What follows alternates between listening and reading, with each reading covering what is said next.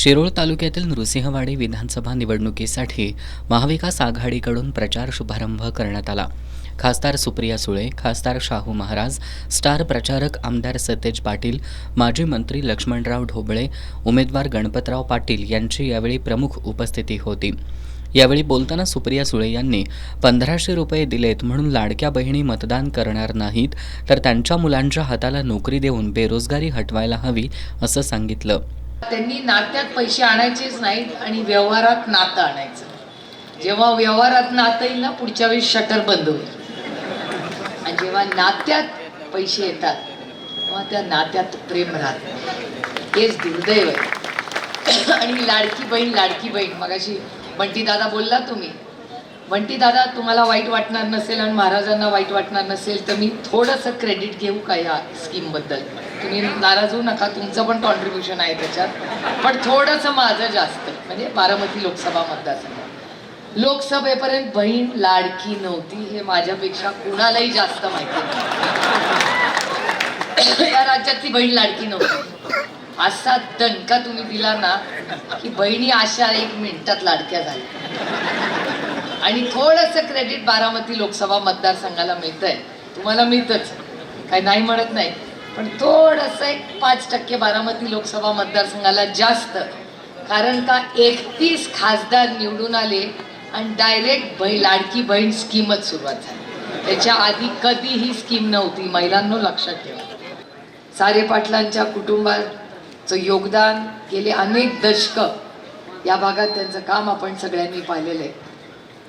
आणि गणपतराव पाटलांना एका विश्वासाच्या नात्याने महाविकास आघाडी ही एक फार मोठी जबाबदारी दिलेली। कारण का हे इलेक्शन हे फक्त या भागातलं किंवा कोल्हापूर जिल्ह्याचं नाही आहे, या महाराष्ट्राच्या स्वाभिमानाचं इलेक्शन। आणि माझा विश्वास आहे की यावेळी तुम्ही पंजाच्या शेजारचं बटन दाबूनच महाराष्ट्राच्या स्वाभिमानी असं सरकार आपल्याला इथे उभं करेल। कैलासवासी यशवंतराव चव्हाणांनी सांगितलं, अरे विरोधक असला तरी काय झालं, तो दिलदार असला पाहिजे, पण समोरचा माणूस पण सुसंस्कृत असला पाहिजे। गणपतराव भाऊंसारखा आपल्याला छत्रपतींचा महाराष्ट्र आणायचा आहे, शाहू फुले आंबेडकरांचा महाराष्ट्र आणायचा आहे। आणि हा महाराष्ट्र बदलायचा असेल तर ही मोठी संधी आज तुमच्या हातात आहे, खूप मोठी ताकद आहे। आता म्हणू नका माझ्या एका मताने काय होणार, तुमच्या एका मतानीच या राज्यात आपल्याला जे राम राज्य आणायचे त्याच्यात तुमचं मोठं योगदान असणार। शरद पवार, उद्धव ठाकरे यांना ज्यांनी फसवलं त्यांना मतांद्वारे घरी बसवण्याची संधी आता चालून आली असल्याचं आमदार सतेज पाटील यांनी सांगितलं।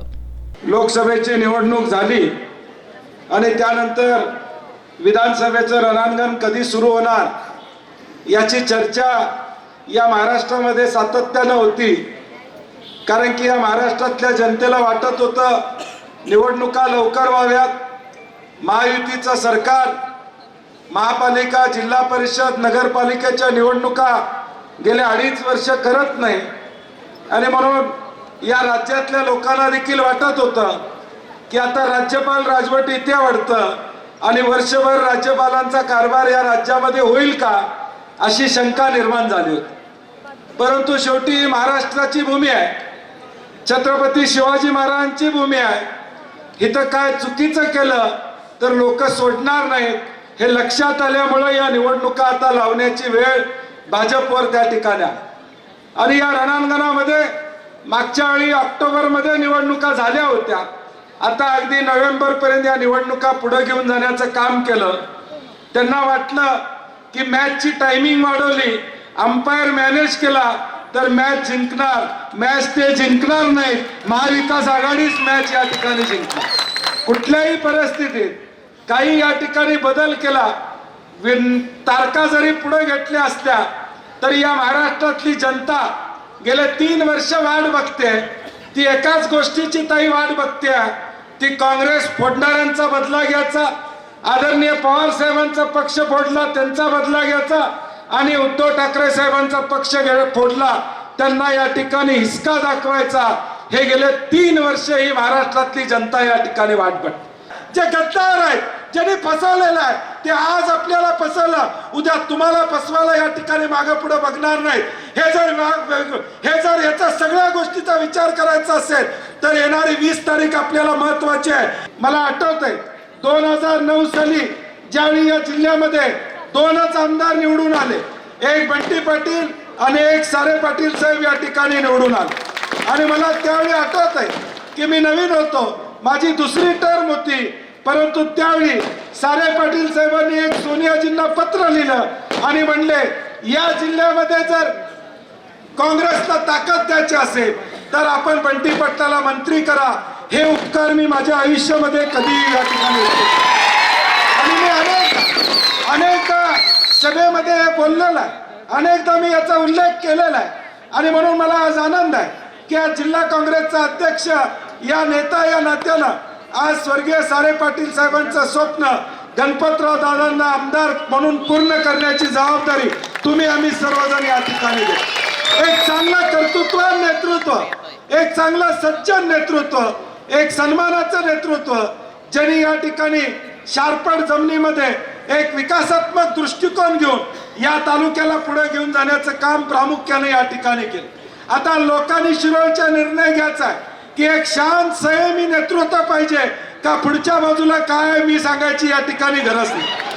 मला एकदा संधी द्या तालुक्यातील विकास कामांसह शिरोळ इथं छत्रपती शिवाजी महाराजांचा पुतळा उभारणं, शेतजमीन क्षारमुक्त करणं आणि पंचगंगा नदी प्रदूषणमुक्त करणं ही कामं मार्गी लावेन अशी ग्वाही महाविकास आघाडीचे उमेदवार गणपतराव पाटील यांनी दिली. मग शेतकऱ्यांचा असेल, शिक्षकांचा असेल, बाकी सगळ्या ज्या काही गोष्टी असतील, जे विचार असतील ते करण्याचा सातत्यानं प्रयत्न असेल. माझा दरवाजा कायम उघडा असतोय, कुणी यावं, मला काम सांगावं आणि जे करता येईल ते करण्याची दृष्टी मी समोर ठेवतो. या ठिकाणी जास्ती बोलत नाही, पण मला एकदा निवडून द्या आणि कामाचा धडाका आता जसं खासदार माजी मंत्री लक्ष्मणरावने सांगितलं त्याच पद्धतीनं तालुक्याचा विकास करण्यासाठी मी सातत्यानं धडपडेन, सातत्यानं प्रयत्न करेन. आणि तुमचा म्हणून आमदार असेल, आमदार झाल्यानंतर माझं स्वतःचं हित जपण्यासाठी मी प्रयत्न करणार नाही, पण सर्वसामान्य लोकांचं हित जपण्यासाठी, सर्वसामान्य लोकांसाठी जे करता येईल ते करण्याच्या दिशेनं माझे प्रयत्न असतील. मला एकदा संधी देऊन बघा,